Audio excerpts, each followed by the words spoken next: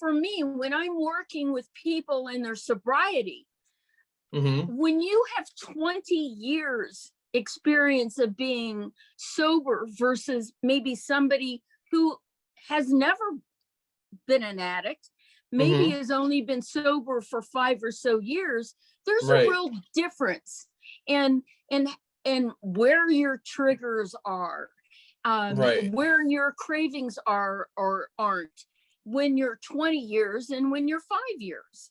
And recovery isn't always the same as clean time either. That's the other thing I've had to Oh learn from my no, friend in right, recovery. There right. are people I've met who, like, they'll slip up more often than some of their peers do, but when their peers slip up, it's usually a lot more drastic, like they have a hard, sometimes that, not usually, but sometimes there'll be people who have been sober for longer, but they have a harder time being resilient from a relapse than someone who hasn't been as sober for as long. A lot of it, I think, has to do with just what kind of life you've built in recovery for yourself. What are you Yep. going back to? Like, if you're going back to a crappy recovery life, you're not going to be as motivated to go back to recovery. You're going to be like, well, how much better is this than what I was doing, the first time? Maybe I should just stick. Maybe I relapse now. Maybe I should just stick with this. But no, the people who build a healthy life for themselves in recovery that I see, they always bounce back, like they always bounce back because they have a support system, and they just, and they have something to come back to. They have that, they've experienced what the other side of recovery feels like, and it's something that they don't want to give up. Is that your experience?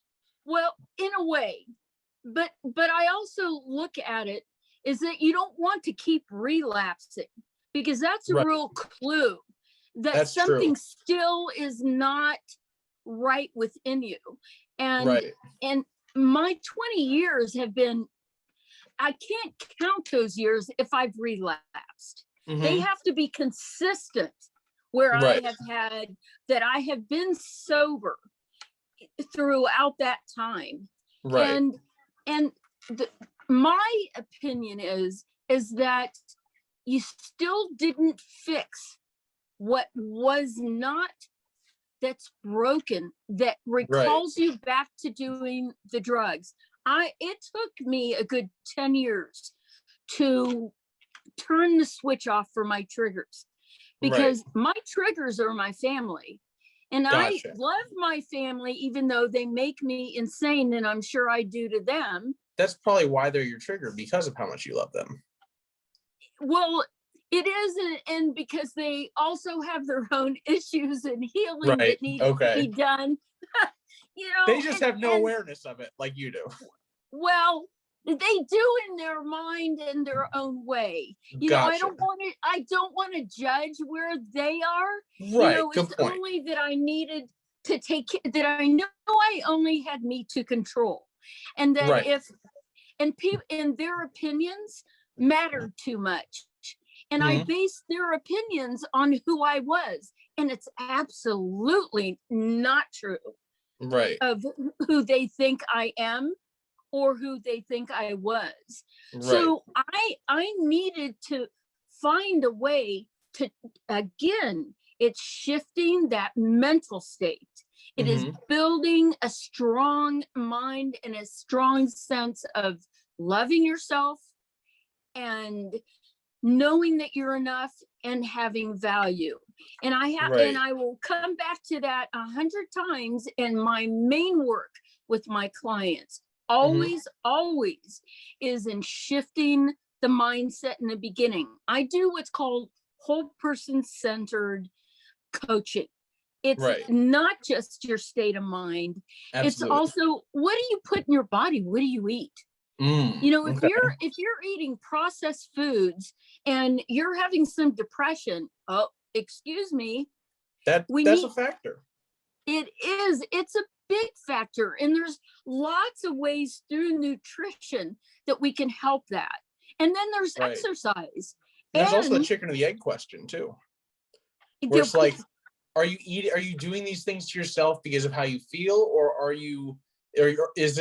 or do you feel this way because you're doing these things to yourself? Or is it both? Is it like this vicious circle, well, when we're dealing in mindset, which I use my somatic hypnotherapy and emotional freedom tapping are two of the things that I use, is that what I hope for my clients to discover is exactly what you're talking about, that aha, that they'll begin to see where they're triggered, what is being said, and how they do and don't make the choices that benefit them the best. That's Right. part of what shifting mindset is. It's making you more aware. It's like Right. I have clients, let's stop and chew your food. Think about, what does that taste like on your tongue? Right. Do you taste it? What does it feel like on your tongue? You know, it's learning to be quiet, to pause before you open your mouth and regurgitate on everything. Right. You know, I have giving the problem mind with that myself. well, and we all do to a degree, Right.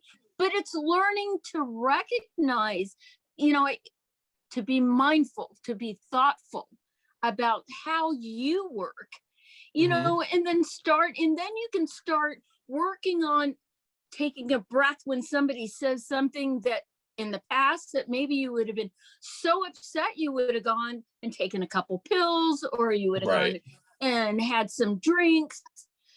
That helps you stop doing that when you begin recognizing those things.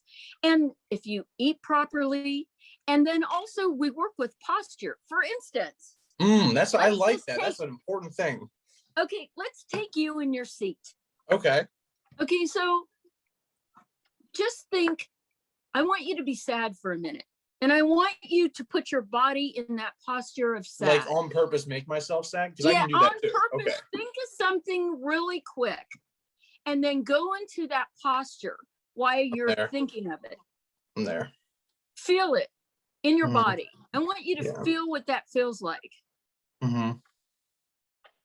It's basically it's, I curl up a little bit. It's like it's almost fetal, you know? It's almost like and there's no, my chest behaves in a way where it caves in, like as if I'm losing breath.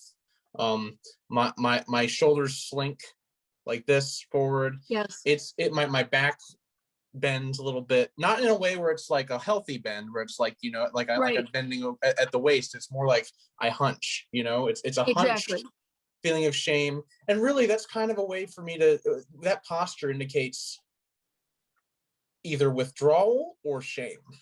Okay, now what I want you to do is, can you stand up? Yeah, absolutely. Okay, stand up. And I want you to put your shoulders back. And I want you to, I don't know if you've ever done yoga, but just think of if you're like Captain America or a warrior pose, and feel that strength. And a warrior pose, okay. So like, and it's like taking a breath, like breathe in air, breathe it out. And stand there and like, you are fucking amazing. And you know what else I like about this? It shows the weight I've put on. I've honestly been hiding it in some of my photos, not on purpose, but I've been creative and I haven't cropped the pictures, but I've just made the angles work for me a little bit. I'm happy with this because it's letting people see the real, like, you know, just it's being comfortable in this. It's being comfortable in this body, like, you know, in the body as it is, with the acknowledgement that I want there to be changes. But what I'd like you to describe, like you were describing the sadness, is how your mind shifted so quickly out of where you were because of what you did with your body. That's what I mean by somatic. All you had to do, and this is an exercise, it's great if you're feeling sad, is get up, be a warrior, turn on music. Music is my medicine. So music is good. No, music is good for me too. And sometimes it's cathartic. Sometimes I need music where I can just like belt sadness to, but other times I need music that I can dance to, you know? Like it's exactly. So describe your body when you were in that pose of strength. Describe what you felt.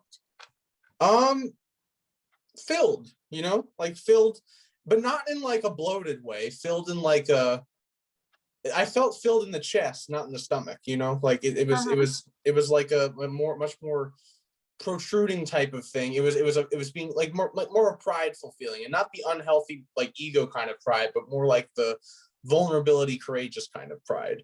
And it's and like, you know, the breath is empowering. I don't know how into language you are, but I'm very into language.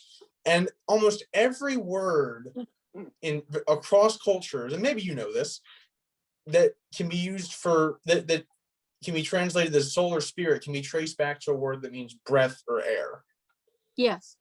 And so the word inspire is literally filling yourself with spirit, filling yourself with air. It literally has that root to it. So there's a reason why getting the wind knocked out of us feels like that's both literally and there's times where that's both literally and metaphorically true. You know, like I agree. we're like, you go through things that just feel like a gut punch, and you're sucking wind, like you're just like, oh my God, I can't believe that happened to me.